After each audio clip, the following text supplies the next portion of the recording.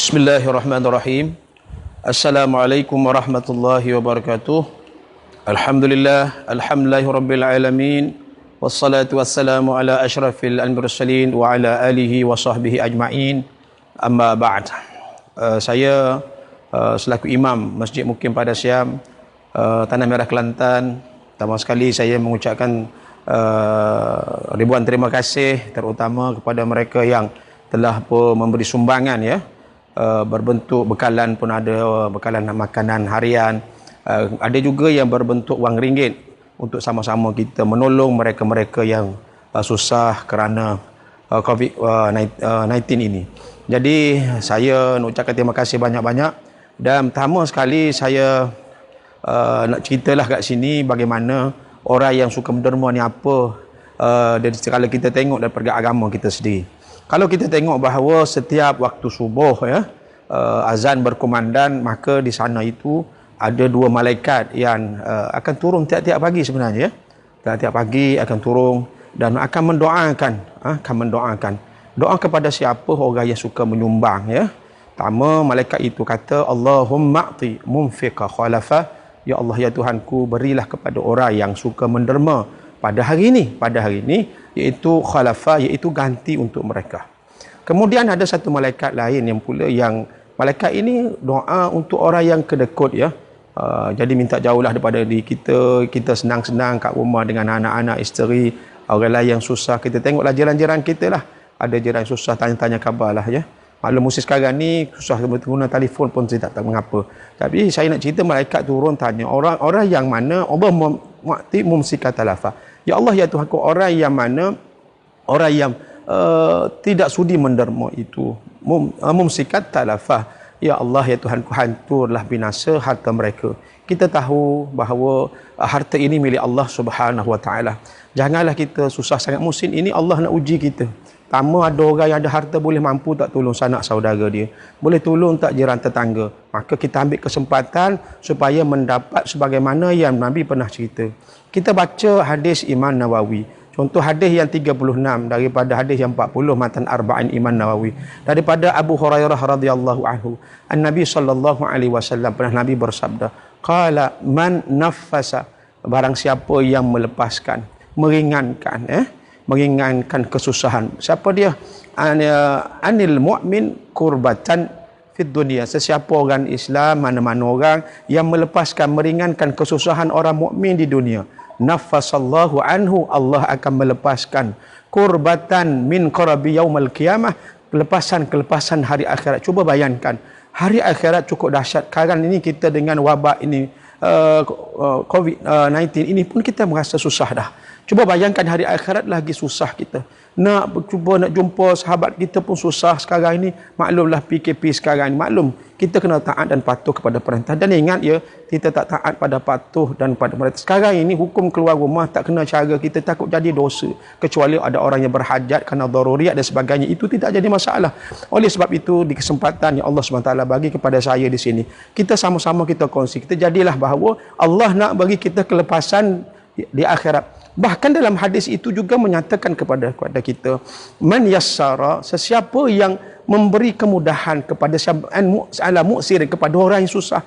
Sekarang orang nak keluar rumah pun susah. Kadang-kadang kais pagi makan pagi, kais petang makan petang. Sehingga mereka ini tak dapat keluar rumah. Sudah pasti bekalan harian mereka sudah habis. Maka di kesempatan ini Masjid Mukim Padang Siam mewakili dengan AJK semua mengambil kesempatan inisiatif untuk menolong mana-mana anak mukim yang berada di sini, untuk bagi mana-mana yang boleh, insya-Allah kita akan bantu. Minta maaflah kalau tak sempat. Contoh paling mudah, kita bagi ikut fasal. Ada yang dekat dulu, ada yang susah dulu. Kita tengok yang lebih mustadafin, yang paling mudah, yang susah-susah dahulu. Kemudian insya-Allah kita akan bagi insya-Allah yang susah-susah pada itu. Dan kita tengok keadaan, insya-Allah kita cuba boleh benda ini, insya-Allah kita sama-sama. Sebab apa? An-mu'sirin, sesiapa yang boleh meringankan, boleh menolong orang-orang yang susah. Apa Allah janji? Apa Allah SWT janji? Yassarallahu anhu, Allah SWT akan permudahkan.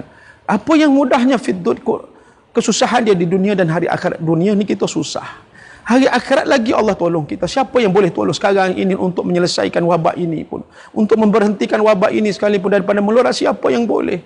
habis teknologi kita guna, habis kepakaran manusia kita guna, tetapi dengan Allah Subhanahu wa taala, Allah lah yang boleh memberhentikan semua. Maka salah satu kata alim ulama Hasan Basri pernah menyatakan, ablagh adfa minal bala, perkara yang paling elok untuk kamu ini melepaskan bala pertama sekali adalah jangan kamu lupa banyakkan istighfar kepada Allah. Istighfar kepada Allah. Dan yang kedua adalah sedekah. Dan sudah teruji sedekah ini sendiri di kalangan alim ulama. Maka jangan lupa kita antara sampaikanlah video hamba ini kepada siapa-siapa, insya-Allah. Mudah-mudahan kita ada sedikit kederak ni hantar forward kepada siapa sahabat handai kita. Insya-Allah kita sama-sama. Itu pun amal ma'ruf.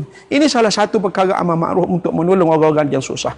Jadi kesempatan yang orang yang menyumbang kepada terlebih dahulu Masjid Amba ni, Masjid Mukmin pada siang anak-anak mungkin Amba ucapkan beribuan terima kasih. Mudah-mudahan Allah SWT murahkan rezeki kalian. Mudah-mudahan Allah SWT panjangkan umur kalian. Mudah-mudahan Allah SWT angkat daripada musibah dan bala. Mudah-mudahan daripada keluarga-keluarga kalian. InsyaAllah itulah doa Amba. Dan sebelum Amba hari ini, Amba nak cerita sedikit, ambillah di kesempatan ini Amba bagi tip lah untuk kita semua mudah-mudahan Allah SWT menyelamatkan kita daripada wabak ini. Pertama, kalau kita nak turun rumah, minta tolong sangat-sangat ya. Dan turun rumah jangan turun begitu-begitu, sebab yang memiliki segalanya Allah. Kita berminta dengan Allah. Dalam ibadat sekalipun suruh suci, maka sucian kita. Nak turun rumah, tolong. Walaupun orang perempuan yang contohnya mari kota dalam hadas dan sebagainya, dalam haid dan sebagainya, maka cubalah kita dalam keadaan ambil wudu. Ambil wudu ini kena cara kita alim ulama besar. Dan kita dulu kalau kita bagi mazhab Imam Syafi'i atau mazhab lain pun sekalipun, kadang-kadang kita berkomol ini sunat, ya. Kemudian masukkan air istinsaq ke dalam hidung pun sunat. Maka sekarang ini musim kita untuk mempraktikkan wuduk tersebut. Maka kita masuk air ke mulut kita, kemudian kita istinsaq masuk air ke luar hidung kita hembus. Dan kita tahu bahawa antara merebaknya wabak ini adalah melalui rongga-rongga antara mulutnya ataupun melalui hidung dan sebagainya. Mata tu apabila kita usap ya, ambil wuduk, maka mata ni kita lapkan dia, kita tekan sikit mata kita supaya dalam keadaan begini Allah Subhanahu Wa Taala menyelamatkan. Siapa yang boleh menyelamatkan? Allah. Fallahu khairan hafizah. Allah lah sebaik-baik yang boleh menjaga kita. Maka apabila kita ambil wuduk, sebab sudah wuduk, kita pun nak keluar rumah, maka sebelum kita keluar rumah tolong baca Bismillah. COVID-19 ini ialah, kita tahu dah 19 ini 19. Dan dalam Quran basmalah itu 19 huruf, tuan-tuan. 19 huruf, tuan-tuan sekalian. Bahawa 19 huruf kita baca basmalah.